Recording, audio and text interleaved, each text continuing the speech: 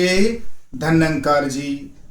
तो साथ संगत भगवान श्री कृष्ण पार्थ अर्जुन के कुरुक्षेत्र के मैदान में एक तरफ कौरवों का पक्ष था और एक तरफ पांडवों का पक्ष था, और दोनों पक्षों के बीच में ये अपने पार्थ अर्जुन को शास्त्रार्थ के अनुसार समझा रहे हैं, बता रहे हैं।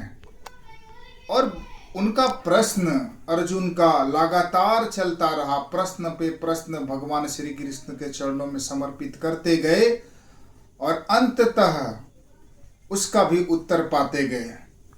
तो भगवान श्री कृष्ण ने पार्थ अर्जुन के ऊपर कृपा करके वो जो दिव्य दृष्टि दिया, वो जो ज्ञान चक्षु दिया और कहा, हे पार्थ, जो ये तुम्हारी जो आंख है, इस आंखों से तू मेरा विराट स्वरूप का दर्शन नहीं कर पाएगा।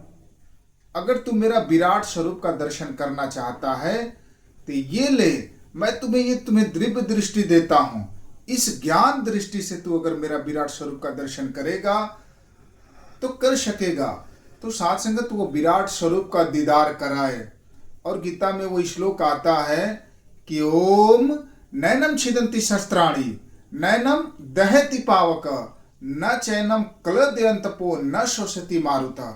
भगवान श्री कृष्ण ने कहा कि हे पार्थ, देख, जब विराट स्वरूप, जब अपना विराट रूप धारण किया तो उन्होंने कहा कि नैनम छिदन्ति शस्त्राणि, हे पार्थ देख, मुझे शस्त्र नहीं काट सकता, मुझे अग्नि नहीं जला सकती, मुझे हवा नहीं उड़ा सकता, हे पार्थ मुझे पानी भी नहीं भिगो सकता। ये देख मेरा विराट स्वरूप।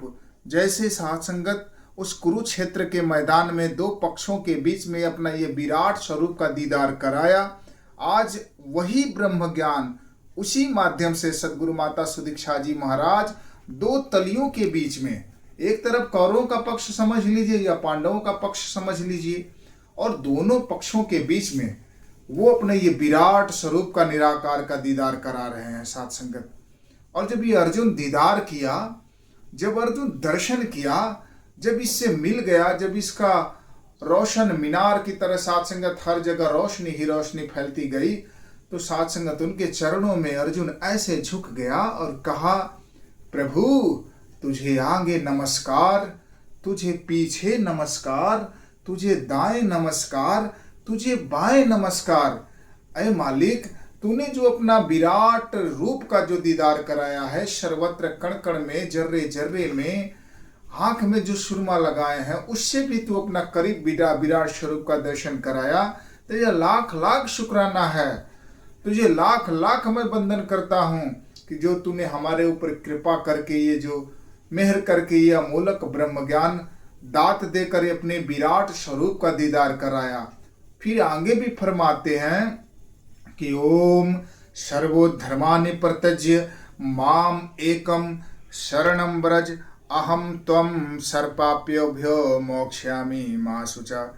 भगवान श्री कृष्ण ने अर्जुन को कहा कि हे पार्थ, सर्वधर्मानि परित्यज्य, हे पार्थ, जो तू अपने जीवन में जो लेबल जो धारण करके बैठा हुआ है कि जैसे मैं बहुत बड़ा बलवान हूँ, मैं बहुत बड़ा धनवान हूँ, मैं बहुत ज्ञानी हूँ, मेरे जैसा इस धरती पे ज्ञानी नहीं है, जो तू ये लेबल लगा के बैठा हुआ है, इसका परित्याग कर दे। यानी परित्याग करके माम एकम, उन्होंने ये नहीं कहा कि पार्थ तू मेरी शरण में आ जा, उन्होंने कहा कि जो मैं माम एकम, जो मैं एक हूँ, जो अजन्मा हूँ, अडोल हूँ, अविनाशी हूँ, अगोचर हूँ, शाश्वत हूँ, सर्वशक्तिमान हूँ, पुरातन हूँ, आदि हूँ, अनादि हूँ, निर्गुण हूँ, लाम है दूध हूँ, लाफना हूँ, लाम का हूँ, निशंक हूँ।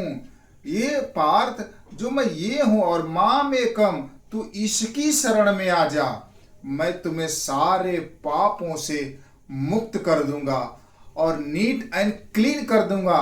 तेरे अंदर काम, क्रोध, मद, लोभ, अहंकार ये नहीं होगा।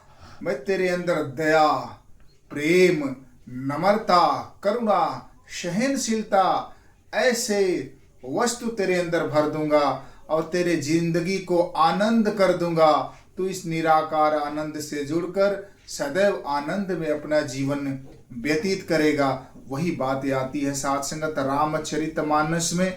गोस्वामी तुलसी बाबा लिखते हैं कि मोहि कपट छल छिद्र न भावा, निर्मल मन जन सो मोहि पावा। भगवान राम कहते हैं कि जिस इंसान के अंदर छल है, कपट है, द्वेष है, ईर्ष्या है, बैर है, ऐसे मानव मुझे बिल्कुल पसंद नहीं है।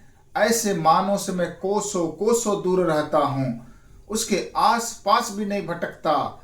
और उस मानव के अंदर, जिसके अंदर दया होती है, प्रेम होता है, मिलवर्तन होता है, एकत्व होता है, और ऐसे भगत मुझे प्रिय होते हैं। ऐसे भगत मेरे हृदय में वास करते हैं। ऐसे भगत जो मेरा एहसास करके जो अपने जुबान से कह देते हैं, ऐसे भगत का मुझे अरदास पूरी करनी पड़ती है। और सदैव ऐसे भगत संसार में विचरते हुए मुझे जानकर आनंद में जीवन व्यतीत करते हैं, खुशियां में जीवन व्यतीत करते हैं। इनका परिवार भी आनंद होकर तू ही का निरंतर तराना गाता चला जाता है। तो साथ संगत जी प्यार से कहिए धन्यवाद।